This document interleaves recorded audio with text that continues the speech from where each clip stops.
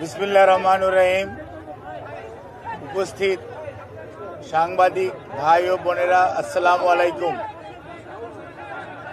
বাংলাদেশ জাতীয়তাবাদী দলের চেয়ারপারসন দেশনেত্রী বেগম খালেদা জিয়া অসুস্থ অবস্থায় এবার কেয়ার হসপিটালে চিকিৎসাধীন আছেন গত 23শে নভেম্বর দিবাগত রাত্র থেকে। আজ 6ই ডিসেম্বর আমরা ওই দিন প্রেস ব্রিফিং আপনাদেরকে বলেছিলাম যে মেডিকেল বোর্ডের পরামর্শক্রমে আমরা হয়তো ওনাকে দেশের বাইরে নিয়ে যাওয়ার জন্য সর্বোচ্চ পর্যায়ের চেষ্টা অব্যাহত রেখেছিলাম, কিন্তু ওনার যে এয়ার অ্যাম্বুলেন্স যেটি কাতার এর আমিরের পাঠানোর জন্য যিনি উদ্যোগ নিয়েছেন, সেই এয়ার অ্যাম্বুলেন্সের কারিগরি ত্রুটির কারণে ওটাও যেমন আসতে পারে না, এটা সত্যি কথা।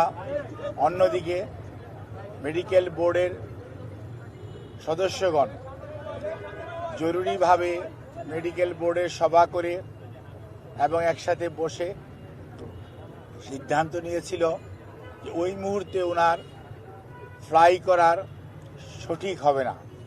সেজন্যই আমরা ওনার যে বিদেশ নেওয়ার যে বিষয়টি সেটি কিছুটা বিলম্বিত হচ্ছে এবং ভবিষ্যতে হয়তো শারীরিক অবস্থাই বলে দিবে যে ওনাকে কখন বিদেশে চিকিৎসার জন্য নিয়ে যাবে অথবা নিয়ে যাওয়া হবে। কাজেই এখন আমাদের মেডিকেল অ্যাম্বুলেন্স সবসময়ই প্রস্তুত আছে, কিন্তু প্রস্তুত থাকলেও সর্বোচ্চ পর্যায়ে দেশনেত্রী বেগম খালেদা জিয়ার সুচিকিৎসা এবং ওনার সেফটি অ্যান্ড সিকিউরিটি অর্থাৎ চিকিৎসাগত দিক থেকে এইটি অত্যন্ত প্রাধান্য পাচ্ছে সর্বত্রই।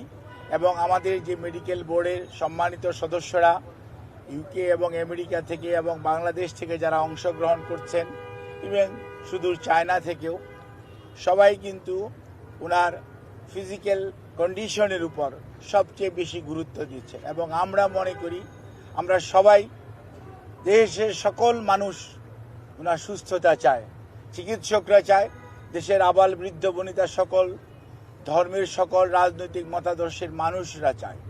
কাজেই যেহেতু ওনার স্বাস্থ্য আমাদের সর্বোচ্চ অগ্রাধিকার, সেজন্য আমাদের ভারপ্রাপ্ত চেয়ারম্যান সার্বক্ষণিকভাবে জনাব তারেক রহমান সাহেব এটি যেমন তদারকিও করছেন এবং এ ব্যাপারে চিকিৎসকদের মতামতকেই উনি সবচেয়ে বেশি অগ্রাধিকার দিচ্ছেন।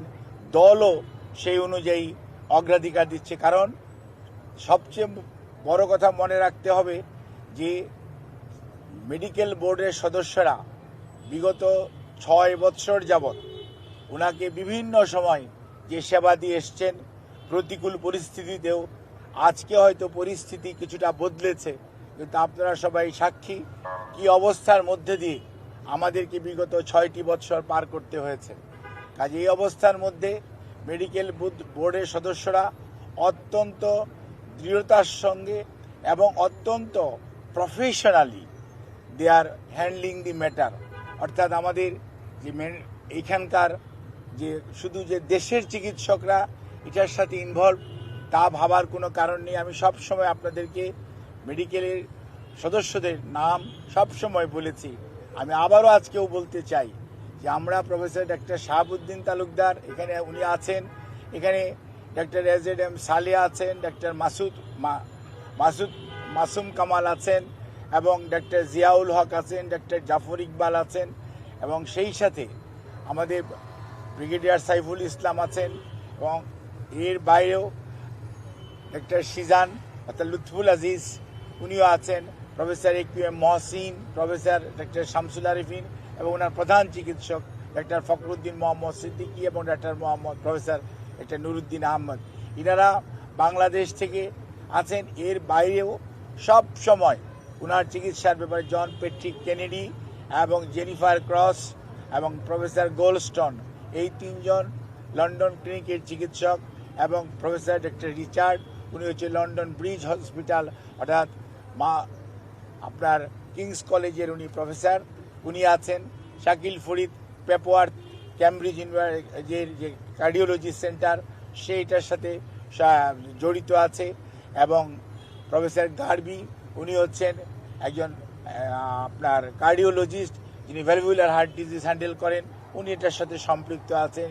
এবং ইউএসএ থেকে প্রফেসর হাবিবুর রহমান লুলু এবং professor John Hamilton, professor doctor Hamid Rao, professor doctor Rafiquddin Ahmed, professor doctor জর্জিস,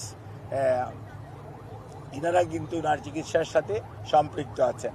কাজেই সব সময় এই চিকিৎসার সমন্বয়ের জন্য ডক্টর জুবাইদা রহমান, উনি আগে লন্ডনে ছিলেন, গতকালকে উনি এসছেন এবং উনিও সার্বক্ষণিকভাবে এই চিকিৎসা মেডিকেল বোর্ডের সকাল বিকাল যে মেডিকেল বোর্ড বসে পরামর্শ করে সেই সমস্ত বিষয়ে উনি অংশগ্রহণ করেন।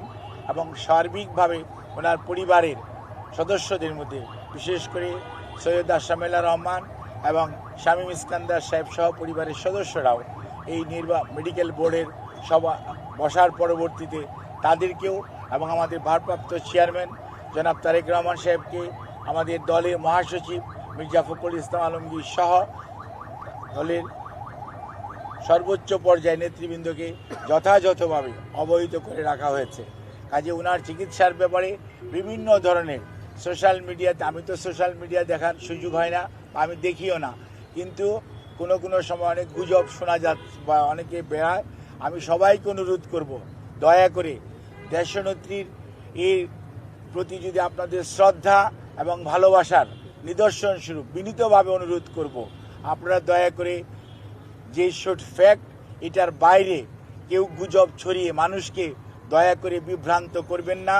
এবং শুধুমাত্র আল্লাহ রাব্বুল আলামিনের কাছে দোয়া করেন, আল্লাহর অশেষ সহমতে সব সময় উনি এসছেও প্রতিকূল অবস্থা থেকে আল্লাহ ওনাকে সুস্থ করেছেন। আপনাদের সবার দোয়ায় আমরাও এবার এবং মেডিকেল বোর্ড অত্যন্ত আশাবাদী যে এবারও ওনার যে শারীরিক জটিলতা এটা থেকে আপনাদের দোয়া এবং আল্লাহর অশেষ মেহেরবানিতে ইনশাআল্লাহ দেশনেত্রী বেগম খালেদা জিয়া সুস্থ হবেন। আর বিদেশে যাওয়ার ব্যাপারে আমাদের সর্বোচ্চ প্রস্তুতি রয়েছে। যখনই ওনাকে বিদেশ নেওয়ার জন্য মেডিকেল বোর্ড যথোপযুক্তভাবে তৈরি মনে করবেন, শারীরিকভাবে মনে হবে যে ওনাকে সেফলি ট্রান্সফার করা যাবে, কারণ মনে রাখতে হবে 12 থেকে 14 ঘন্টা যখন আপনি এয়ার ফ্লাই করবেন তখন যে হাই অল্টিটিউডে মানুষের শারীরিক যে পরিবর্তন হয় সেটির সাথে খাপ খাওয়ানো একজন অসুস্থ মানুষের পক্ষে সব সময় সম্ভব হয় না।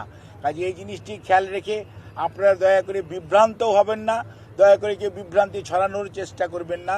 সর্বোচ্চ পর্যায়ে কাতার গভর্নমেন্ট এবং আমাদের যে অন্তর্বর্তীকালীন সরকার সর্বোচ্চ পর্যায়ে সহযোগিতা আমাদেরকে করছেন এবং তারা ওনাদের বিদেশে নেওয়ার ব্যাপারে ওনাদের যে সহযোগিতা অব্যাহত রেখেছেন। বাট ওনার শারীরিক সুস্থতা এবং চিকিৎসা মেডিকেল বোর্ডের যখন পরামর্শ হবে তখনই ইনশাআল্লাহ ওনাকে বিদেশে নিয়ে যাওয়ার হবে। তবে সবার আগে মনে রাখতে হবে ওনার চিকিৎসাটাই সর্বোচ্চ প্রাধান্য পাবে। সেই জন্যই ওনাকে চিকিৎসার জন্যই এখানকার হাসপাতালের কর্তৃপক্ষ এবং সেই সাথে কর্মরত সকল পর্যায়ের স্টাফস যারা ওনার চিকিৎসার সাথে সম্পৃক্ত, যারা চিকিৎসার সাথে সম্পৃক্ত না, সবাই সহযোগিতা করছেন। সর্বোচ্চ পর্যায়ে হাসপাতালে ভর্তিকৃত অনেক রুগী এবং রুগীর আত্মীয় স্বজন আমাদের অনেক আবেগপ্রবণ আমাদের সহকর্মীদের কারণে হয়তো অনেকভাবে বাধাগ্রস্ত হচ্ছেন।